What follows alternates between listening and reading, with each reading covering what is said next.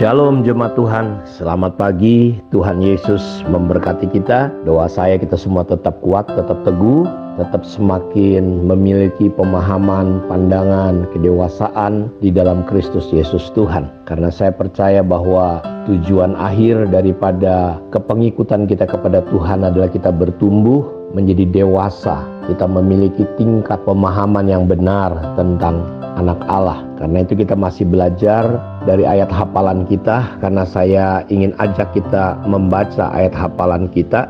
Ini penting sekali karena ketika kita berkenan kepada Allah, kita bukan hanya disertai oleh Tuhan. Kita bukan hanya mengalami keberuntungan, keberhasilan dan kemenangan, tetapi kita juga akan mengalami yang namanya keutuhan. Kita menjadi pribadi-pribadi yang utuh, dan menjadi pribadi yang utuh adalah kita menjadi pribadi yang dewasa. Kristus lebih dari cukup. Kita tidak perlu menambahkan. Orang-orang yang sudah menjadi utuh tidak perlu menambahkan kebahagiaan, ketenangannya dengan hal apapun. Karena Kristus lebih daripada dunia ini. Karena itu ketika rasul-rasul memahami prinsip ini, mereka tidak bisa diregut, diambil dari hidup mereka. Karena Yesus lebih daripada apapun. Mereka tidak rela menjual iman mereka. Mereka tidak rela menyembah apapun kecuali hanya Kristus. Karena mereka melihat mereka menjadi pribadi-pribadi yang utuh. Paulus berkata penderitaan zaman sekarang ini tidak sebanding dengan kemuliaan yang akan diterimanya. Jadi jelas sekali bahwa ketika seseorang menjadi utuh di dalam Kristus, dia tidak perlu menambahkan, tidak merasa kekurangan lagi. Dia tidak perlu menambahkan yang namanya dirinya dengan pencapaian, pujian manusia, karena Kristus sudah cukup bagi hidupnya. Karena itu mari saya ajak kita kembali membaca ayat hafalan kita dari Roma pasal yang ke-14. Di sini dikatakan bahwa bagaimana kita perlu fokus mengejar, bagaimana kita perlu melayani, mengikut Tuhan dengan cara yang berkenan kepada Tuhan, bahwa kita jangan sampai menjadi batu sandungan atau kita menjadi susah hati karena orang-orang tidak sepaham dengan kita.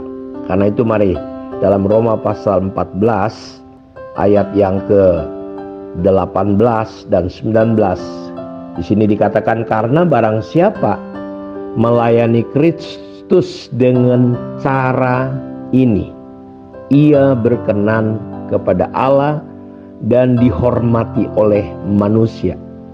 Karena barang siapa melayani Kristus, mengikut Kristus dengan cara ini, maksudnya apa? Di ayat sebelumnya Paulus berkata kerajaan Allah itu bukan soal makan dan soal minuman, tapi ini bicara kerajaan Allah itu bicaranya tentang kebenaran. Kerajaan Allah itu bicaranya tentang damai sejahtera. Kerajaan Allah itu bicaranya tentang sukacita yang dikerjakan oleh Roh Kudus. Karena itu barang siapa melayani atau mengikut Tuhan dengan cara prinsip ini, dia berkenan kepada Allah dan dihormati oleh manusia. Dan di sini kalau kita melihat di ayat sebelumnya, di ayat 13 sampai ayat yang ke-16-nya, di sini bagaimana gereja di Korintus, gereja di Roma ini, mereka ini terjadi saling penghakiman. Mereka saling menganggap dirinya benar dalam paham-paham, khususnya masalah makan dan minum. Karena itu Paulus mengingatkan kerajaan Allah, bro, sister, ini bukan masalah makanan minuman.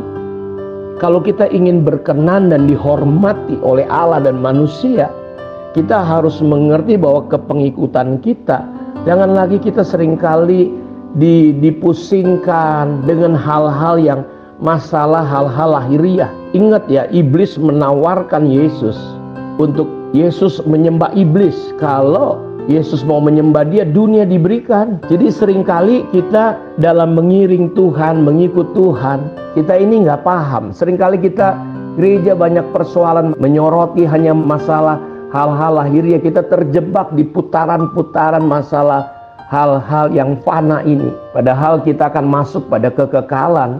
Dan Dunia ini, kerajaan Allah bukan makan minum. Apakah saudara sudah hidup di dalam damai sejahteranya Roh Kudus? Apakah saudara sudah hidup di dalam damainya Roh Kudus? Apakah saudara sudah hidup dalam kebenaran? Karena itu Paulus menasihati, jangan kita menjadi batu sandungan. Jangan biarkan kita difitnah hanya karena masalah-masalah makanan, masalah lahiriah. Karena itu dia berkata bahwa janganlah engkau merusakkan pekerjaan Allah oleh karena makanan. Ya, segala sesuatu adalah suci, tetapi celakalah orang jika oleh makanannya orang lain tersandung. Ya, baiklah engkau jangan makan daging atau minum anggur atau sesuatu yang menjadi batu sandungan untuk saudaramu. Berpeganglah pada keyakinan yang kau miliki bagi dirimu sendiri di hadapan Allah. Berbahagialah dia yang tidak menghukum dirinya sendiri dalam apa yang dianggapnya baik untuk dilakukan. Jadi jelas sekali, mari kita fokus. Karena itu di ayat selanjutnya Rasul Paulus berkata bahwa di sini, karena itu barang siapa melayani Kristus dengan cara ini, ia berkenan pada Allah dan dihormati oleh manusia. Sebab itu marilah kita mengejar.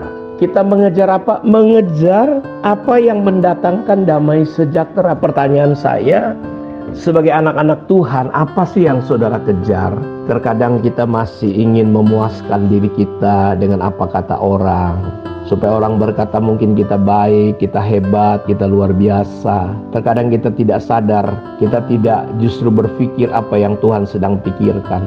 Karena itu ketika satu hari Tuhan Yesus tanya sama murid-murid, menurut katamu siapa aku?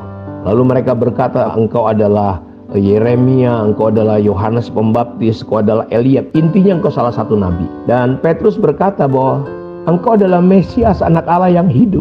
Dan Tuhan berkata, Petrus, bukan kau yang ngomong, tapi Roh Bapakku. Dan setelah itu Yesus menceritakan. Jadi ketuhanan Yesus yang kita percayai itu, kita harus berpindah dari pemahaman pemikiran lahiriah kita kepada konsep kerajaan Allah.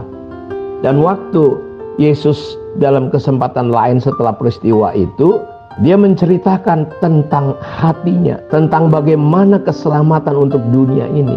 Karena hati Allah ada pada manusia. Ya, Allah tidak ingin, tidak rela ada satu orang pun binasa.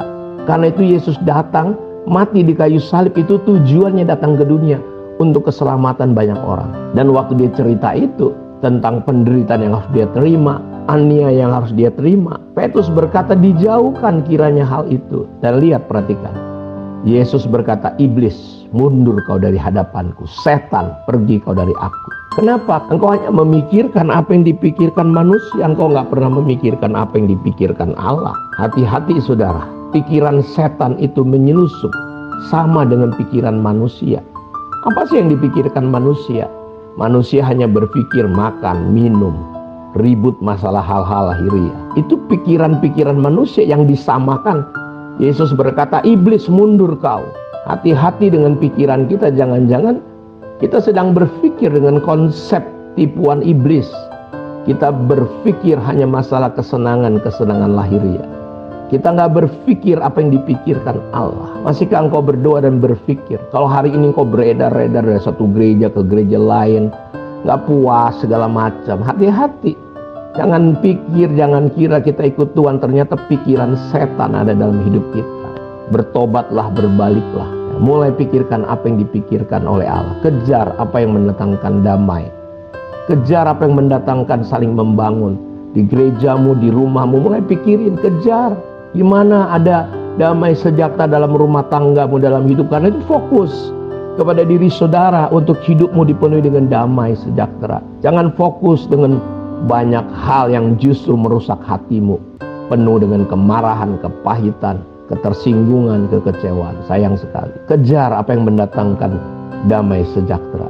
Tuhan memberkati kita. Mari kita berdoa. Bapa, terima kasih, berkati umatmu dimanapun mereka berada. Lawat kami dengan pikiranmu, dengan pikiran baru, pikiran yang mendatangkan damai sejahtera. Terima kasih Tuhan. Dalam nama Yesus kami berdoa. Amin. Tuhan memberkati kita semua. Shalom.